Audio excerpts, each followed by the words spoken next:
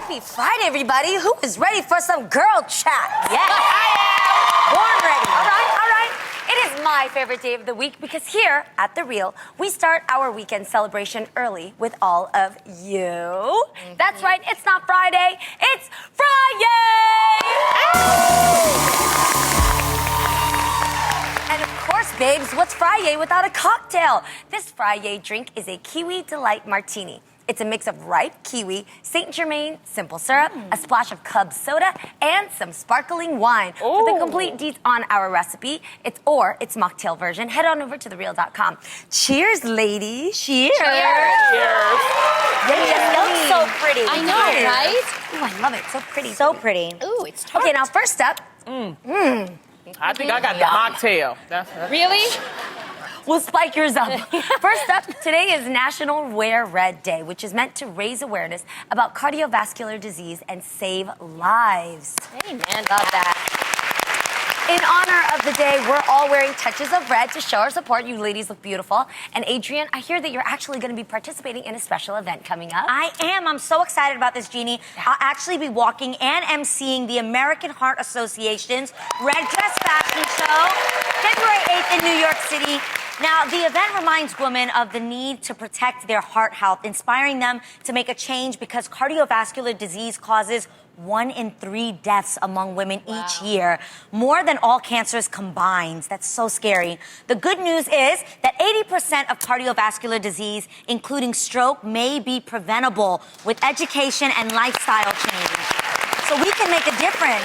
The most important action you can take to prevent heart disease is to know your numbers. Know your numbers, including cholesterol, blood pressure, blood sugar, and body mass index. Being informed can actually change your lives. Yes. So crazy. So for more information on ways to learn your numbers, visit goredforwomen.org. That's so awesome. Super excited. You actually walked in it last year. You're going to have so much fun. It's such an empowering event. And the women that all come together, and they all, you walk if you have personal... You killed it last year. I love it. Yeah.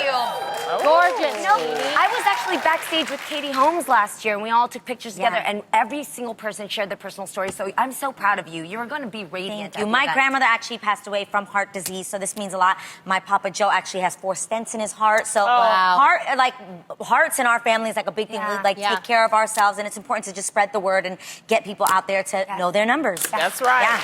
Well, speaking of being healthy, a new exercise trend has some women literally sweating the idea of getting married. Women who have a feeling that their man might pop the question soon are getting into quote, proposal shape. Oh, Lord. So that they'll look extra fit when their man gets down on one knee. Now, ladies, are you doing extra yoga sessions?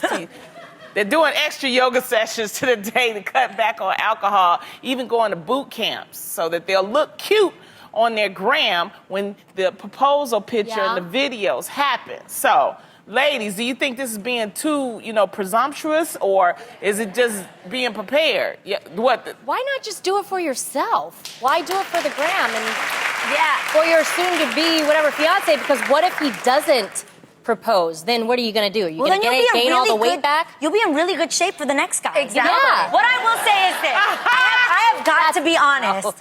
I got in the best shape when I was getting married. Yeah. I really had something to focus on. So honestly, whatever motivates you, but it's about being healthy. It's about doing your, as long as you stay motivated, Yes. That's the only thing. Which I did not. Pre or post getting snatched, you should stay snatched. Yes, I like that idea a little bit more. Yeah. Or it's like when I go out on tour, I get in shape. Because you have to be in shape when you're getting on planes and you're traveling and late nights. So I think it depends on, it's an event. Whatever that special event is, if it gets you motivated, I don't see a problem with it. Because so many people have things. They'll be like, oh, I'm going on vacation. I want to look amazing. So how do you even know when your guy is going to propose to you? Well, put it in your mind so it'll get you to the gym. You know what I'm saying? The one time I thought Adam was going to propose, it didn't work out that way. What do you mean? So Adam had planned a trip to Ireland, right? Ireland is so beautiful. And I was like, oh my gosh, we've been dating for 4 years. Yeah. And I thought, it's gonna happen. Yeah. There are beautiful castles. The scenery is great. It's very romantic. Yeah. So every single time he would bend down, you know, to pick up something or get something out of his bag, I swear to God, you guys, my heart would drop. I really thought that he was gonna propose, and he did it. So on the flight back, you guys, I cried for almost. Are you serious? I swear to God, I cried for almost like 10 hours. For the first 4 hours, Adam was like, is everything okay? Oh, wait, you were crying and he was sitting next to you? Yeah, but I just blamed it on the fact that I was watching like a really sad movie. Oh my gosh. So then the next like 5 hours, I still kept crying, and he was like, okay, wait a minute. Something is really going on. And that's when I said, babe, I thought you were gonna ask me to marry you. And he was like, oh man. And then we broke up. We broke up the next year, and then the year after that, he asked me to marry him. So it all worked out eventually. But Clearly, but yeah. man. Yeah, it was horrible. Okay, I have to be honest. But were you in shape though when you was in Ireland? Was you doing all of that? I was in shape, Okay. Lonnie, Okay. because I was in shape for myself. Okay, that's all I'm asking. Yeah, Were you embarrassed? I wasn't embarrassed, you guys. I was just sad, and I remember calling my sister, really upset.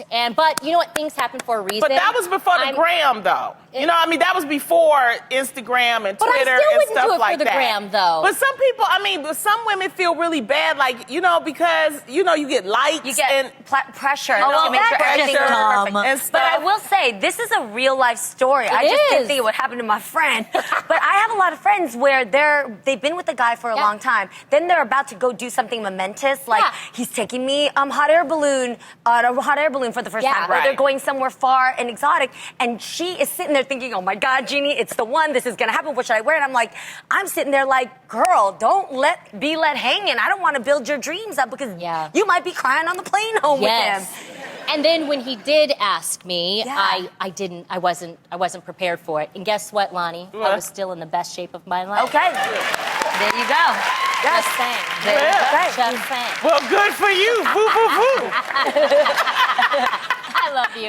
love Well, you speaking too. of keeping things in shape, one Australian husband didn't care for the shape his wife was leaving their bathroom in. So he decided to take matters into his own hands by writing her a letter. He posted the letter on their bathroom mirror, listing new bathroom rules she needed to abide by. For example, he said that bath towels, quote, belong on hooks, not on the floor. He also said, quote, contrary to your belief, that flush is the term describing a winning hand in poker. Flush is also a plumbing term. Look it up. Practice it. Ew. Right? Ew. Nasty. And finally, when it comes to his deodorant, he said 3 words. Use your own. Ew. This is a really toxic relationship. Yeah, he sounds like he's the one that has the problem. Yeah. So, Yeah. ladies, do you think a dirty bathroom could lead to a messy marriage, though, eh? I think she's nasty. I'm sorry. She's just nasty. What kind of woman puts her towels on the floor, doesn't flush the toilet? When a man has to tell you to flush the toilet, that is just nasty. I know, but can he say it to her face, though? I think, when it comes Like, to this Clearly, story, you I'm have to assuming write that a they've letter. already probably had this discussion face fact- to face. This probably seems like an ongoing issue. I don't think this happens one time and your man writes Yes, you a but 40-page novel. yes, but I don't know. I'd feel like a child. Either I'd way, be it like, you know what, feels you're my bad. husband, You not act my like father. a child, you get treated like a child. Okay, but No, but I'm that's with you. rude. That's a deal breaker for me. Yep. Somebody who's got a nasty bathroom or bathroom habits. Yeah. And girls, let's be honest. As we all use different restrooms, sometimes I know you ladies have been in some women's restrooms where we're like, were you raised by pigs? Yes, What is so going disgusting. on? So I understand, not that he's going about it the right way, but let's just look at the fact of the matter, right? If you're a messy bathroom keeper, I don't think you should exist in a relationship if you can't take care of yourself. Why are you trying to take care of another person? You know what I mean? That's You rude. just don't like the way he went about it. yes. To me, I would rather him handle this situation more maturely. It's like, passive-aggressive. for me, yes, it's passive aggressive, and I don't like that at all. I would actually mess up the bathroom even more if I saw the letter like that. I would be like, okay, you obviously have an issue. Let's talk about it face to face, and maybe I'll try to, fix it. But who knows? I don't know how long they've had. This or how is many another times they've reason had why I'm single, okay? Because I can leave my bathroom any way I want. If the towels want to be, if I want to be unflushed, if I want to go naked, if I lose my deodorant, it's just a beautiful life to be single. Yes. And I'm not saying that it's not good to be married, but this is just another example. I mean, why can't he talk to his wife? That's what I'm interested in. Yeah, this is a question of compatibility. Once again, I always say this: marry someone that you're compatible with, and I think it doesn't have to do anything with they had to have lived together before. Like, I've never lived with Tamara, but I know she's not a sucia out here not flushing the toilet. And I know she's not dirty, but I think, how do you marry someone that you don't know these things about? Or that you can't tell them in their face. Yeah, both. They obviously have a communication issue. They obviously have an issue with the sense of like, no, like. And it's the way he's saying it. Well, How but did you know he what? know this, But though? here's a solution, though. Okay? What? Hire a cleaning person. Why don't you do that? Or maybe you clean up or something. I mean, no, I'm saying if it's a marriage, okay, I'm not married, but I'm saying you have to compromise. Find a solution to help, because maybe she's doing something to keep them. You know, it's not cleaning, but it's something else. Okay, I hear you, Aid, but there are some legit people who grow into adults not doing some of the basics you should know to do after you've used the restroom.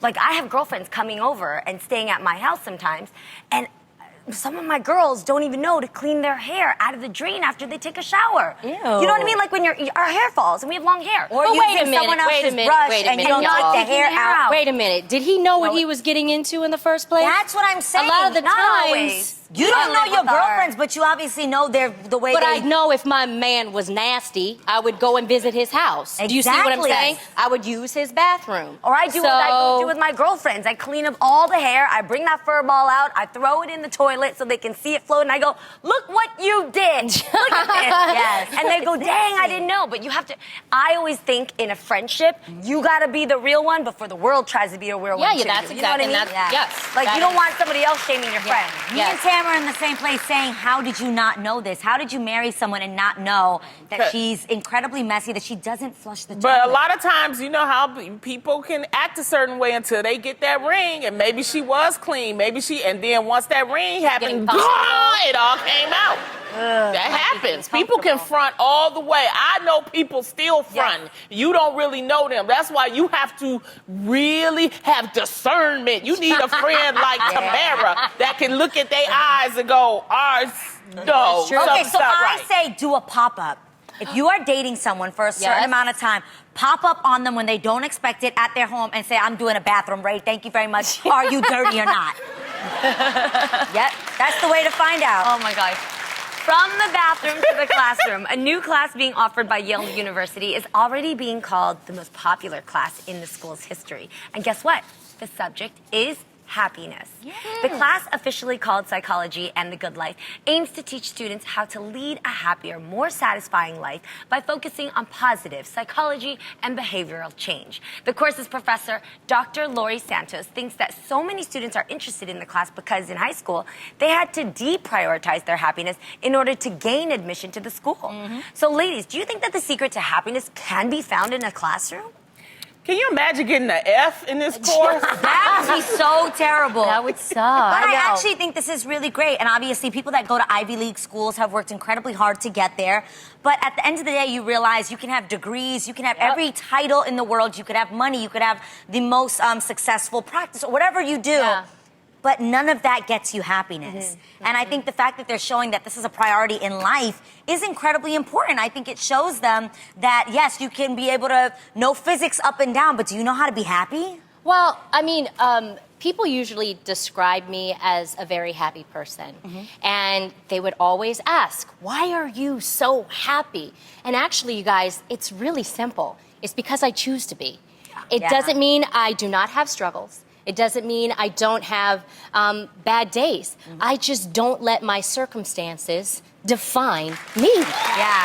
But you have to work hard at it. And you just have to choose it, you know? I find happiness in different things. I don't think you have to take a class for it. I don't think it can be taught. I always say about comedy, you can't really teach comedy. Even though they try to teach comedy classes, it's just something that's in you. But there are things around you that you can find happiness. Find happiness at a church. Find happiness in your family. Find happiness by going on a vacation or reading. Or even at that drink at the end of the day. Friday with a nice drink is happiness. It happens. Nice drink. No, but I think like what you're saying is something I find that elders have who are truly happy have, which is just a simplicity in being thankful. Yeah. Happiness has to come with one ingredient, being grateful. Gratitude. And I learned this when I had a friend a few years ago. She was on her deathbed, so she has passed. But as she was leading up to this death, she started keeping a journal. And every morning she would wake up and she would just write down one thing that she was looking forward to in that day. And then before she went to bed, she would write down one thing that was an unexpected surprise that happened for her. Could have been a visit, could have been a word, could have been a funny joke on a TV show. Wow. But in that, whenever she felt down, she just flipped through the pages of that book. And to this day, I kept her book and I continued that tradition for the last 6 years.